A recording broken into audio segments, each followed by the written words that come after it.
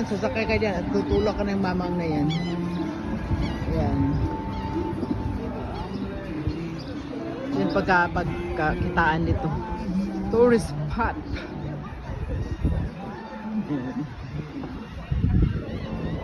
Tourist spot kasi ito kaya daming mga tao. Char! Ikot ka lang, baka maligaw pa si Arsha Budoy. Baka biglang uwi ito ng Canada maglalakad. Gaganda naman t-shirt nila. Sorry, I'm not interested. Saka na lang. Mas maganda ito pag hapon din. Maraming tao.